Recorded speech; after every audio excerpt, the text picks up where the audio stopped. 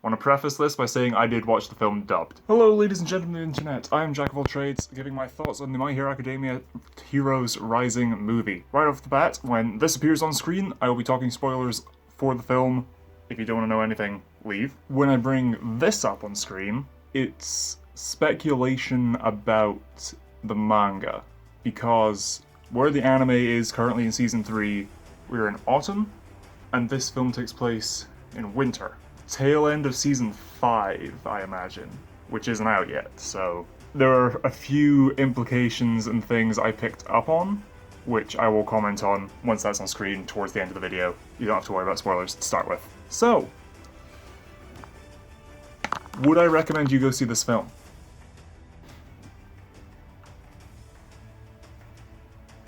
It depends. If you really like the show, if you only watch the anime, and you don't want any spoilers for the future, you just want to see episode by episode each of the developments, do not watch this film. You can if you want to, but you will pick up on a few things which are developments that I imagine happen later in the story. And if you're very observant, you'll pick up on some major spoilers, which I think I did. That said, if you're a big My Hero fan, I suggest watching it, because people will be discussing this movie a lot online, and you'll probably end up getting some minor spoilers just through social osmosis, so I do recommend seeing it. It's a good film, so I recommend seeing it on that front as well. The main character of this film? Main characters. It's Bakugo and Midoriya. Both get pretty equal screen time in this, and the focus is squarely on the two of them. Because of the premise, we don't see much of the UA staff. You see Eraserhead and All Might twice in the film or something, it's not much. This is the first time seeing Hawks in animation, in the anime, because I know we're going to see him later in Season 4, but those episodes haven't aired yet, and this movie was released, so this is our first time seeing Hawks. That was really cool. It was great for getting sort of a taste, getting a little flavour of Hawks. So I'm looking forward to seeing him in Season 4 and beyond to get more development for him as a character, because from what I got, I'm a lot more interested in Hawks now than I was before. Seeing him in like these private government meetings, and sort of just freely walking in and out, good deductive reasoning, immediately knowing this is what's going on, jumping into action, that was great. For the rest of 1A, we don't get much development for the rest of the class, but we do see a lot more of the class using their quirks in creative ways, some of which are spoilery, I'll get into that later. The villains! You've got 4 main antagonists in this film, you've got Nine, Chimera, Slice, and Mummy. Nine obviously gets the most screen time, he's the leader. Chimera is interesting as a character. The other two are pretty one note. But that's fine, because ultimately, aside from Nine, they are just kind of cannon fodder to keep the rest of the class occupied while Midoriya and Bakugo get all the focus. Now that I'm talking about it, I'm back into this again. I only saw the film last night. I do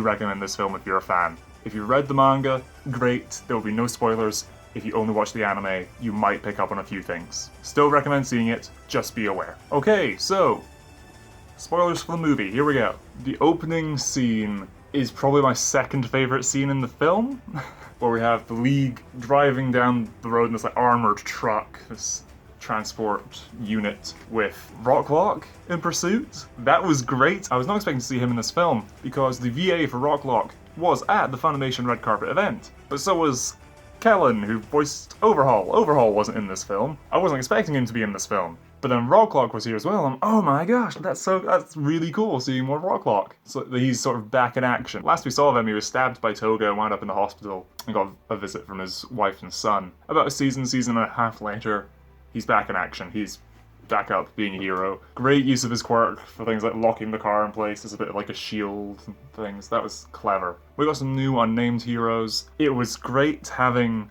Dabi, Compress, and Spinner be copies from Twice. That was brilliant, instead of having them just get away in the woods. I'm curious if that's going to be something the League uses a lot more going forward, making duplicates of members and sending the duplicates out to do missions. We got a flavour of that with a Hosaigai arc where Twice made a copy of Compress and had him like, oh, see if you can go get Arian, using him to sort of dig their way out the tunnel. That was great.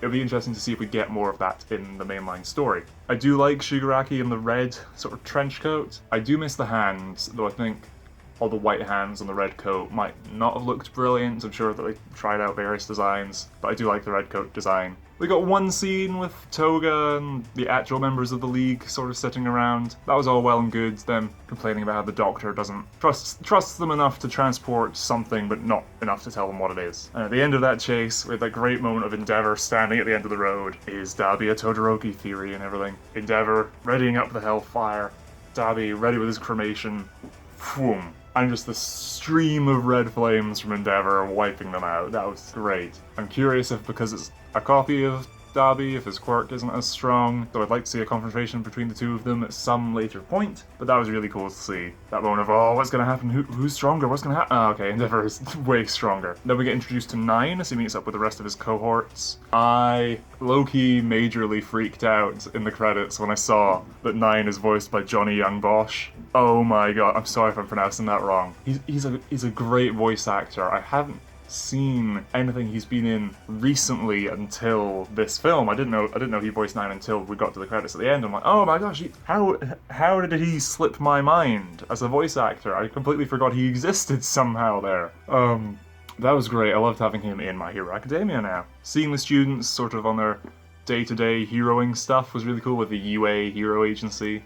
Very nice. I loved Shoji being the lifeguard up in the chair, keeping track of everyone on the beach with the dupli arms. That was brilliant. And Froppy, of course, being on the beach, ready to just go out and save the kid who's lost out there. And a lot of the uses of quirks were brilliant in this. The 2 kids in this film, their names have slipped my mind. Pretty good.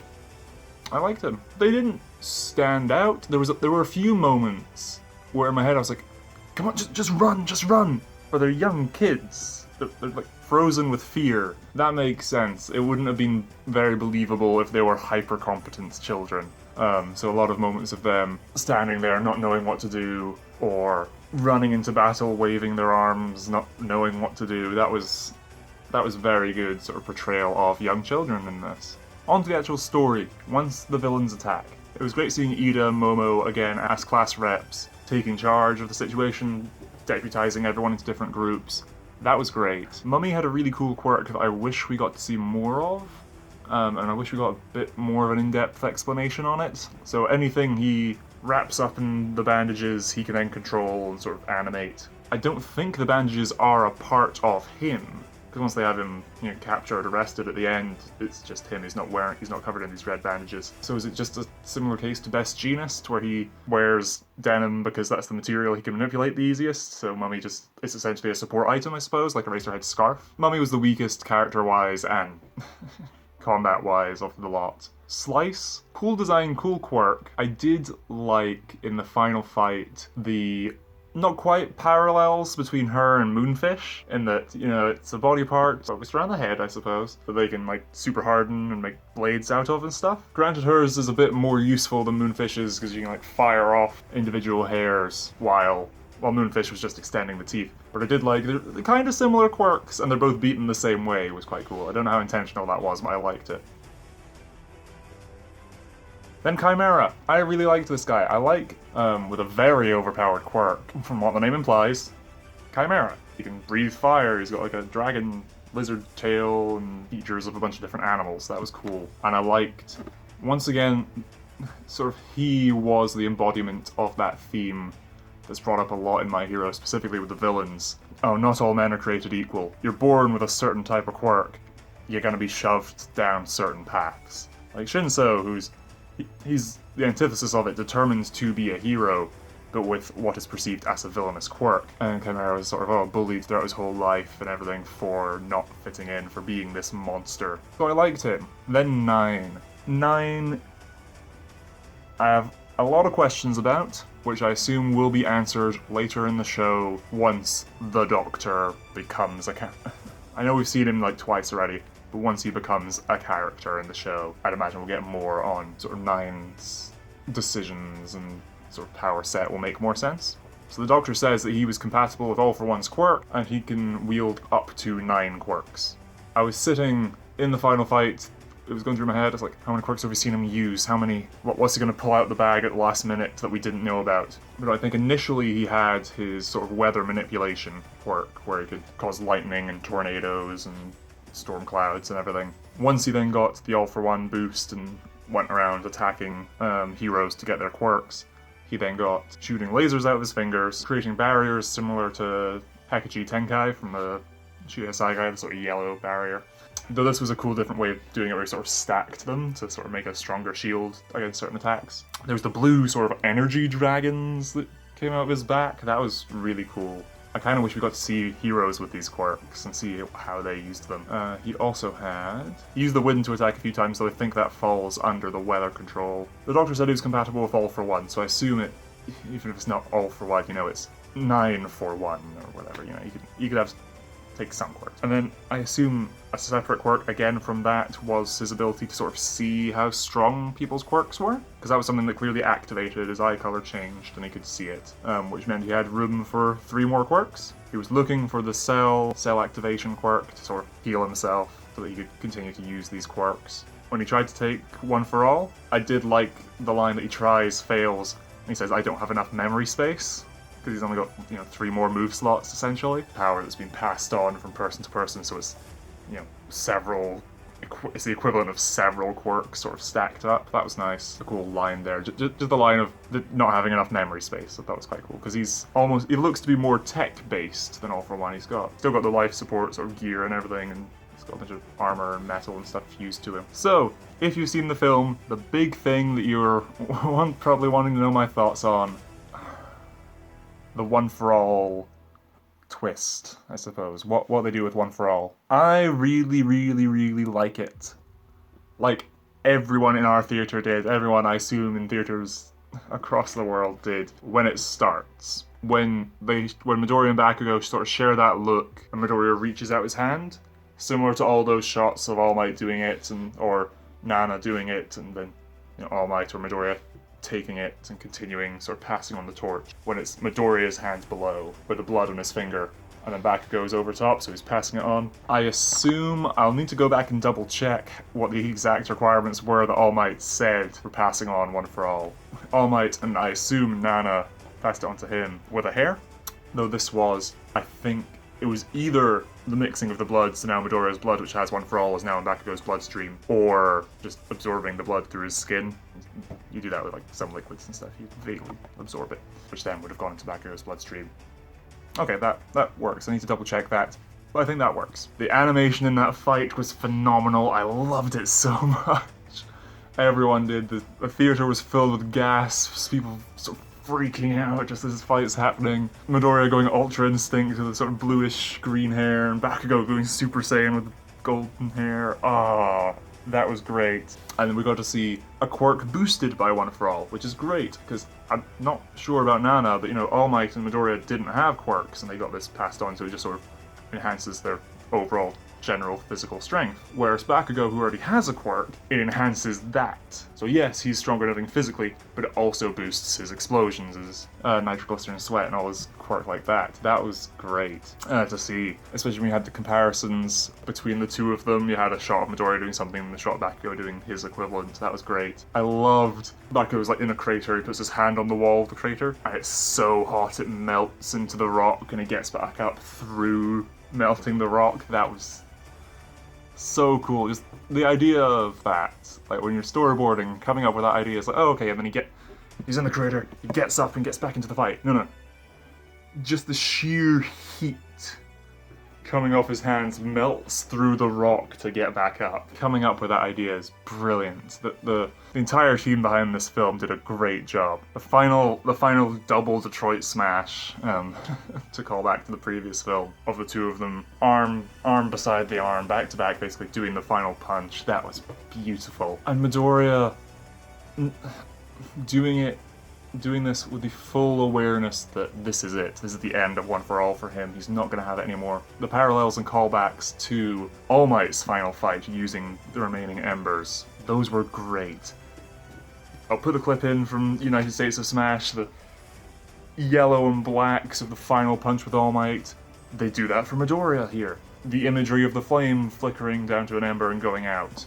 They do that here. And of course, I did love the touch where when All Might loses One for All, his line is, goodbye one for all. When Midoriya loses it, it's goodbye one for all. Thank you. That really hit me. Because he wanted to be a hero so desperately. When it's at the end, he says thank you. That was brilliant. That was an amazing bit of writing. Then it all fell apart.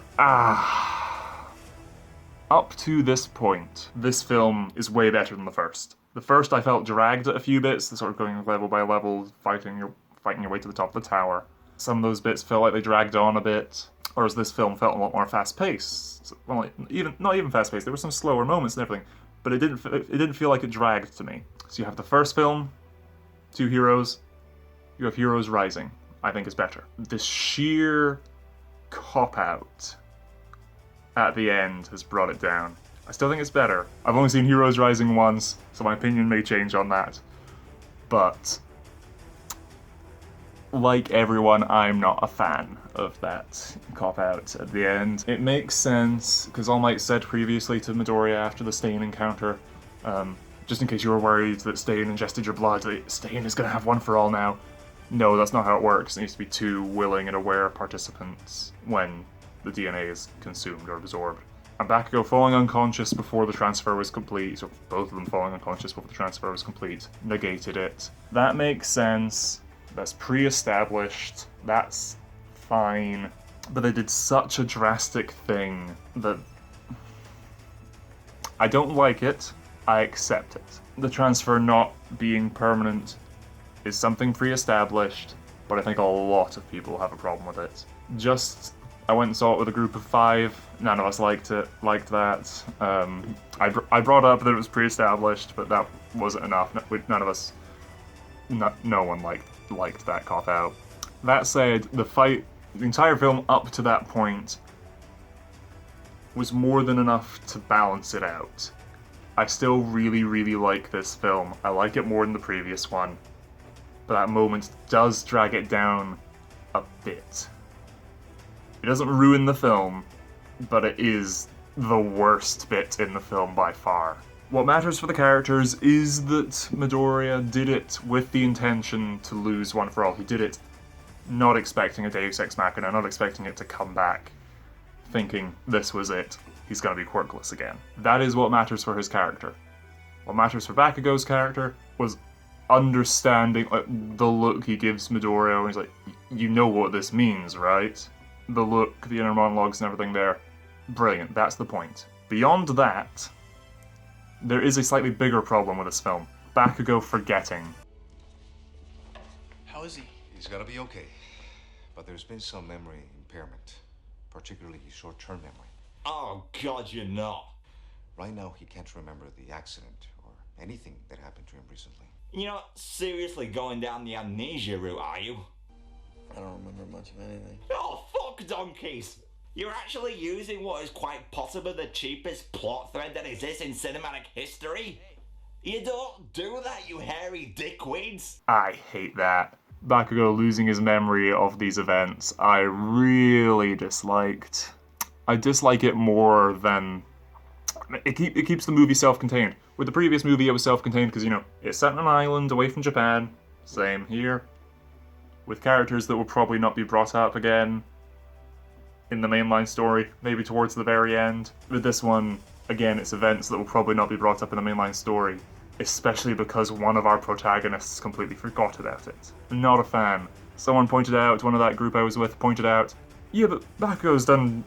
he's not told anyone else about One for All up to this point. There's no reason to think he wouldn't continue to keep it a secret. He might be pissed off about it. It might damage his relationship with Midoriya a bit. But come on. Amnesia's usually never used well in storytelling, and this is an example of that. Again, I'm not a fan of that. Okay, on to the manga spoilers that I have surmised from this film. So I haven't double-checked any of these because I don't want to know. Do not confirm or deny anything I'm going to say for the next 5 minutes or so in the comments. Do not tell me any details about if I'm right about any of this. I'm just saying it for posterity, for when/if it happens in the future of the show. So, first big, they're not huge things to start off with. You had things like, at the very beginning when Endeavor is standing in the road to block them, he's got the flaming beard, the flaming eyes and everything, but you can see the scar on his face. I have seen the image of Endeavor with that scar before. I can't remember where, but I have seen it. So I do know at some point he's gonna get a scar or burn himself or get burnt by someone. Thankfully the flaming mask kept it pretty hidden. I don't think many people picked up on it. You know, he's in a new hero outfit, so that takes most of the attention away from that, which was good, but I'm aware, I know that's gonna happen. Tokiyami being able to fly, I can't wait for that development in the actual show. Because it was sort of he can fly with Dark Shadow somehow. It looks like he's got like his cape over Dark Shadow and hanging almost from a parachute with Dark Shadow in the parachute flying. Makes sense. I'm curious to see how they actually explain it and if I'm right about that in the actual show though. Sue being able to secrete like a poison, a toxin. Makes sense, we're building on her having frog-like abilities. We've had her camouflaging before. Frogs come pre-lubed. I'm pretty sure we said she can secrete mucus before. I just don't think we've seen it or used it in a fight or anything yet. We do see, the relationship between Endeavor and Todoroki has improved slightly. Endeavor is sort of hugging his son, glad he's okay. And Todoroki, being the emo kid, is like, oh, Dad, you're embarrassing me. Which is cool. I'm looking forward to us getting to that point in their relationship. As for the more big plot stuff, we got introduced to Hawks with this film. Cool, new hero. Not much to say on that. We got introduced to the Professor with this film, or the Doctor, who I know is All for One's Doctor from that one scene at the end of season 2, and I'm very sure is Midoriya's Doctor from the very beginning of the show, who tells him he doesn't have a quirk, and there's a bunch of implications with him working on 9, and I assume the Nomu that means, and there's that one page in the manga where Horikoshi points out that kid who had wings in their childhood that we never saw again, and there's this Nomu who has wings. There's a bunch of implications with that I don't want to go into, but are in the back of my head now. My comment on the whole controversy with the Professor. Yes, had he named him something unrelated, you wouldn't be having this issue. I stand with Horikoshi. As for even bigger stuff, so 9 is essentially a Nomu. He had his original weather controlling quirk, and then was given a new quirk, that being some variation of One for All. Thus, he has multiple quirks genetically. He's essentially a Nomu, except not mindless, similar to Wolfram was in the first film, which is cool. So the main antagonists are both people who have multiple quirks now. Interesting. Most interestingly, though, from this, Shigaraki in his new outfit with his new brand spanking quirks. Shigaraki displays using 2 quirks in this film, one of which was his own, 5-finger touch disintegration, which he uses on 9 at the end. That was a really cool moment. The other, which again I don't think a lot of people picked up on because it is a brief thing. 9 is lying there on the hillside, and it's the blackish grey gooey warp gate portal that All for One used, which means at some point between the movie and the current point of the show, All for One transfers Shigaraki at least that quirk, if not more. And that means that either All for One gets out and meets up with Shigaraki, because we know that Tartarus can be broken. I've said this so many times in my reaction series, but we know All for One is either getting out or someone's getting in, because they say in the first film that Eye Island has the same security level as Tartarus, and Eye Island gets successfully infiltrated, which means the same can happen to Tartarus. So either All for One gets out, or Shigaraki gets in, or some intermediary between the two. All for One gives at least that quirk. I'm assuming multiple quirks, if not All for One and all that come along with it. He gives that to someone who maybe then gives it to Shigaraki, or just he gives it directly to Shigaraki, or whatever. But Shigaraki now has at least the Grey Gooey Warp Gate, which means that somehow he and All for One essentially meet up again. Very curious to see how that plays out. That's going to be really cool. That's probably the biggest spoilery thing I picked up on. Again, there were a lot of minor things, like we see what some of the previous holders of One for All look like. Not all of them, so I assume not all of them have been revealed yet in the manga, but we see some more of them. You know, Toshinori, Nana, and I think 2 others who I assume were before her. There's one with like long hair that sort of covered his face. I assume that's meant to be the original guy, because when All Might's telling Midoriya, that's what he looked like with hair covering his face. The original brother of All for One. Back a bit out from the manga spoilers to just the general spoilers of the film. Highly recommend. If you've seen it, let me know your thoughts. But I am very curious to know what other people thought of this film, given the decision to release this story at the time they did, given the majority of the fandom are for the anime. And this is animated. But it has manga spoilers. Curious what people think of that decision. But yes, don't want this video to drag on too much. As usual, this weekend I will be having my reaction to the next episode of My Hero Academia. So if you'd be interested in seeing that, be sure to subscribe, check out the playlist, which is probably on screen right now. And without any further ado, bye.